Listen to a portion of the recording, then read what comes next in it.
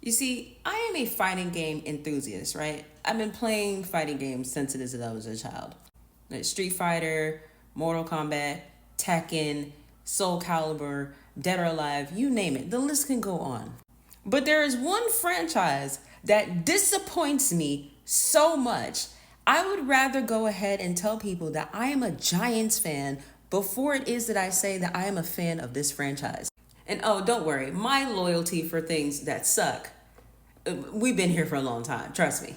And it is no other than Mortal Kombat. And I've been playing this ever since Mortal Kombat 2. Granted, this came out in 1993. By the time it is that I was playing this, it had to be 1995, so it was either like 3 or 4 years old. But I started out Mortal Kombat 2. I played every single Mortal Kombat franchise up to this date. And yes, I played this garbage game as well, but that's a story for another day. Mortal Kombat 2 was the first that introduced fatalities into its franchise. Another fun fact, Mortal Kombat 2 is the reason to why it is that we have game rating systems to this day. Because little Timmy's parents found out it is that you can able to decapitate and do things to a body that you have no business doing within its fatalities. My top favorite games of this franchise in its order: Mortal Kombat Deception, Shaolin Monks, and then of course, Deadly Alliance.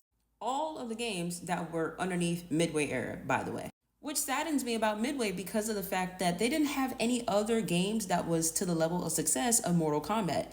And I played Ready to Rumble and Doom, and I thought that they were doing pretty good, but not to the level of Mortal Kombat.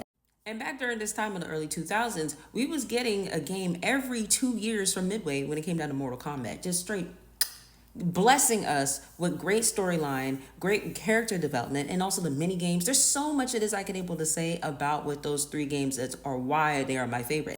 Compared to NetherRealm Studios that comes out with a game every 4 years, and if you're waiting for Injustice 3, you might as well give that up at this point. The last Injustice came out in 2017. We're 2 years shy from a decade of this. Midway would never. Ever since this franchise has been bought underneath WB, the gameplay and the storylines for each of these games has just been terrible at this point.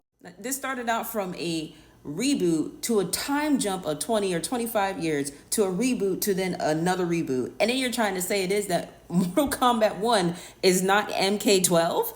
There are way too many inconsistencies within the storylines of Mortal Kombat now that it's hard to catch up.